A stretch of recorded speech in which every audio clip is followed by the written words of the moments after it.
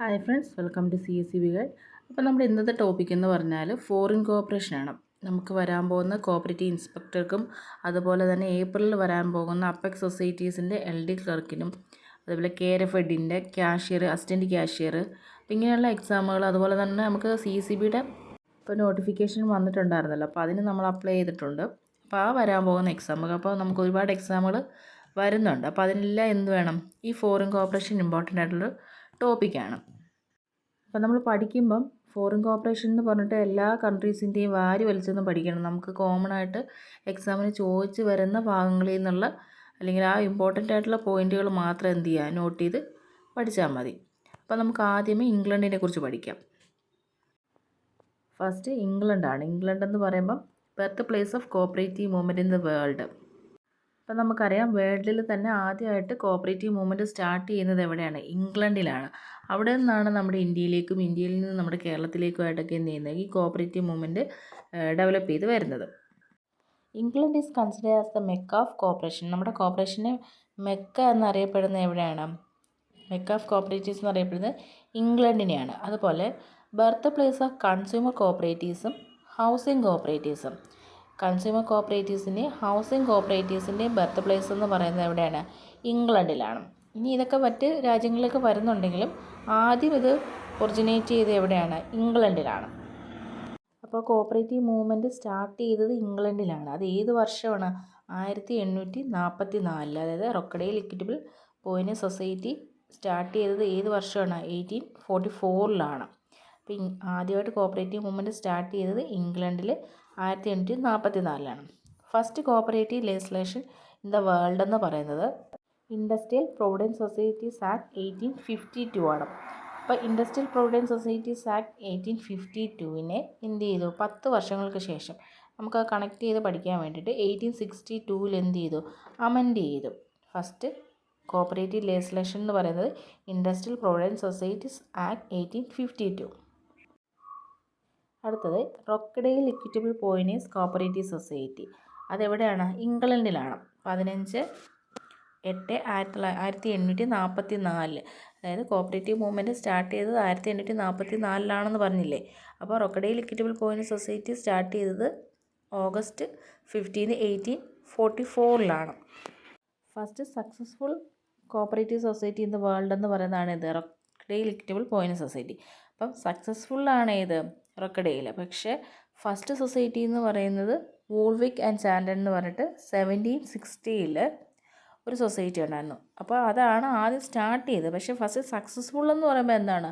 റൊക്കഡെയിൽ equitable പോയിനേഴ്സ് സൊസൈറ്റിയാണ്. ഇത് register ചെയ്തിരിക്കുന്നത് friendly societies act 1793.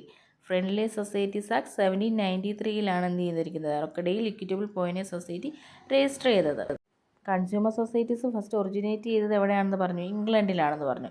അപ്പോൾ ഈ റൊക്കഡെയിൽ ഇക്വിറ്റബിൾ പോയിനേഴ്സ് സൊസൈറ്റി എന്താണ്? കൺസ്യൂമർ സൊസൈറ്റിയാണ്. ഇതിൻ്റെ ഫംഗ്ഷനിങ് എന്നാണ് സ്റ്റാർട്ട് ചെയ്തത്?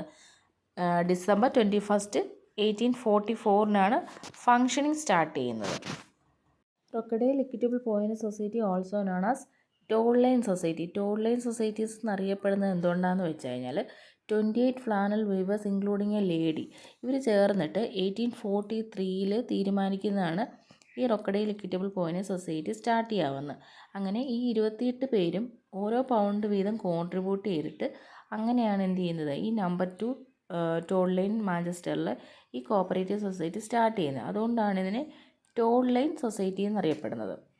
ഫസ്റ്റ് പ്രസിഡൻ്റ് എന്ന് പറയുന്നത് മിസ്റ്റർ ചാൾസ് ഹൗറത്ത്. ഇദ്ദേഹത്തിന് കോൺസ്റ്റിറ്റ്യൂഷൻ മേക്കർ എന്ന് എന്ത് ചെയ്യുന്നു, അറിയപ്പെടുന്നു. ഫസ്റ്റ് സെക്രട്ടറി എന്ന് പറഞ്ഞാൽ ജെയിംസ് ഡാലിയാണ്. History of Rochdale pioneers is written by George Jacob Holyoake. Next point, in 1860 Rochdale equitable pioneers society lay down certain basic principles. 1860 Rochdale equitable pioneers society എന്ത് ചെയ്തു? കുറച്ച് പ്രിൻസിപ്പിൾസ് കൊണ്ടുവന്നു. 8 പ്രിൻസിപ്പിൾസാണ് എന്ത് ചെയ്തത്? റൊക്കഡെയിൽ ഇക്വിറ്റബിൾ പോയിനേഴ്സ് സൊസൈറ്റി കൊണ്ടുവന്നത്. അപ്പോൾ ആ 8 എണ്ണവും അതേപോലെ തന്നെ ICA 1937 അവരുടെ ബേസിക് പ്രിൻസിപ്പിൾസായിട്ട് കൊണ്ടുവന്നു. അതിനുശേഷം 1966 വിയന്ന കോൺഗ്രസ്സിൽ കാർവേ കമ്മിറ്റി കൊണ്ടുവന്ന ഇമ്പോർട്ടൻ്റ് ആയിട്ടുള്ളൊരു പ്രിൻസിപ്പിൾസാണ് എന്ത്? Cooperation among cooperatives. അപ്പോൾ ആ സമയത്ത് 6 കോപ്പറേറ്റീവ് പ്രിൻസിപ്പിൾസേ ഉള്ളൂ. അതിനുശേഷം വീണ്ടും നമുക്ക് 1995 മാഞ്ചസ്റ്റർ കോൺഗ്രസ് ആയപ്പോഴത്തേക്കും വീണ്ടും ഒരു കോപ്പറേറ്റീവ് പ്രിൻസിപ്പിൾസ് കൂടെ എന്ത് ചെയ്തു, ആഡായി. അങ്ങനെ 7 എണ്ണം. ആ കൊണ്ടുവന്ന 7ാമത്തെ പ്രിൻസിപ്പിൾ എന്ന് പറയുന്നത് കൺസേൺ ഫോർ കമ്മ്യൂണിറ്റിയാണ്. അപ്പോൾ ആദ്യം 8 എണ്ണമായിരുന്നു, പിന്നീട് അത് 6 എണ്ണമായി, പിന്നെ 1995 ആയപ്പോഴത്തേക്കും അത് 7 എണ്ണമാക്കി. അപ്പോൾ ആ 7 എണ്ണമാണ് ഇപ്പോഴും എന്ത് ചെയ്യുന്നത്, കണ്ടിന്യൂ ചെയ്ത് വന്നുകൊണ്ടിരിക്കുന്നത്. ഇനി നമുക്ക് പഠിക്കുന്നത് റോബർട്ട് ഓവനെ കുറിച്ചാണ്. ഇംഗ്ലണ്ടിനെ കുറിച്ച് പഠിക്കുമ്പോൾ അല്ലെങ്കിൽ കോർപ്പറേഷനെ കുറിച്ച് പഠിക്കുമ്പോൾ ഫസ്റ്റ് നമ്മൾ പറയുന്ന ആരുടെ പേരാണ്, റോബർട്ട് ഓവൻ. അതായത് നമ്മുടെ ഫാദർ ഓഫ് കോർപ്പറേഷൻ എന്ന് പറഞ്ഞാൽ ആരാണ്, റോബർട്ട് ഓവനാണ്. He was born in 14 May 1771 Newton. He is known as the father and founder of cooperative society. Cooperative സൊസൈറ്റിയുടെ ഫാദർ എന്നും ഫൗണ്ടർ എന്നും അറിയപ്പെടുന്ന ആരെയാണ്, റോബർട്ട് ഓവനെയാണ്. Owen established villages of cooperative colonies in USA, New Harmony 1826. അപ്പം 1826 oven എന്ത് ചെയ്തു, cooperative കോളനികൾ സ്ഥാപിച്ചു. എവിടെ, US ന്യൂ ഹാർമണിയിൽ. എന്തിനു വേണ്ടിയിട്ടാണ് ഇത് സ്ഥാപിച്ചതെന്ന് ചോദിച്ചു കഴിഞ്ഞാൽ ചൈൽഡ് ലേബർ ഇല്ലാതാക്കാൻ വേണ്ടിയിട്ടാണ് അദ്ദേഹം കോപ്പറേറ്റീവ് കോളനീസ് സ്ഥാപിച്ചത്. അപ്പോൾ നമ്മുടെ ഈ സിലബസിൽ പറയുന്നുണ്ട്, ഓവനെ കുറിച്ച് പഠിക്കുമ്പോൾ കോപ്പറേറ്റീവ് കോളനീസും അതുപോലെ ലേബർ എക്സ്ചേഞ്ച് അങ്ങനെയുള്ള കാര്യങ്ങൾ നോട്ട് ചെയ്ത് തന്നെ ആ സിലബസിൽ പ്രത്യേകം പറയുന്നുണ്ട്. അപ്പോൾ ഈ പോയിൻ്റ് എന്ത് ചെയ്യുക, ഒന്ന് നോട്ട് ചെയ്യുക.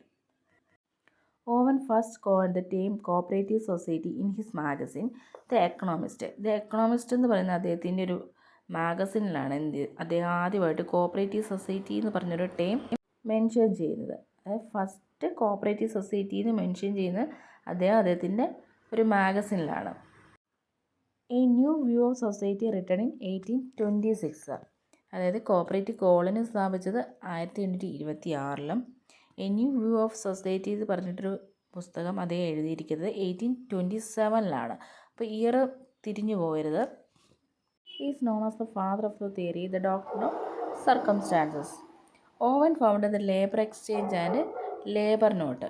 അപ്പോൾ ലേബർ എക്സ്ചേഞ്ചും ലേബർ നോട്ടും സ്ഥാപിച്ചത് ആരാണ്, റോബർട്ട് ഓവനാണ്. According to him, man by birth is neither too good or bad, he's the circumstances made him good or bad. അപ്പോൾ ഇങ്ങനെ ഒരു സ്റ്റേറ്റ്മെൻറ്റ് പറഞ്ഞിരിക്കുന്നത് ആരാണ്, റോബർട്ട് ഓവനാണ്. റോബർട്ട് ഓവനെ കുറിച്ച് പഠിച്ചു കഴിഞ്ഞാൽ നമുക്കിനി എന്ത് ചെയ്യണം, വില്യം കിങ്ങിനെ കുറിച്ച് പഠിക്കണം. ഇംഗ്ലണ്ടിനെ കുറിച്ച് പഠിക്കുമ്പോൾ റോബർട്ട് ഓവനെ കുറിച്ച് പഠിക്കണം. അതുപോലെ തന്നെ വില്യം കിങ്ങും ഇമ്പോർട്ടൻ്റ് ആയിട്ടുള്ളൊരു വ്യക്തിയാണ്.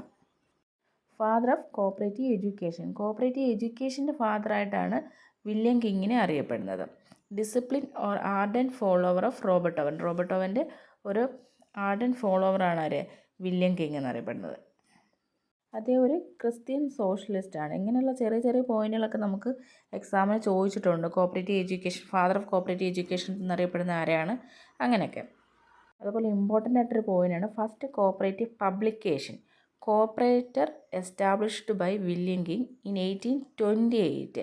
അപ്പോൾ ഈ കോപ്പറേറ്റർ എന്ന് പറഞ്ഞിട്ടുള്ളൊരു വേർഡ് ഒരുപാട് കൺഫ്യൂസിങ് ആയിട്ട് കുറേ എക്സാമിന് വരാറുണ്ട്. നമുക്ക് ഏത് കോപ്പറേറ്ററാണെന്ന് ഉള്ളത്. അപ്പം ഫസ്റ്റ് കോപ്പറേറ്റീവ് പബ്ലിക്കേഷൻ എന്ന് പറഞ്ഞാൽ ഏതാണ്, കോപ്പറേറ്റർ എന്ന് മാത്രമേ ഉള്ളൂ. ഇത് കോപ്പറേറ്റർ ഇല്ല, കോപ്പറേറ്റർ.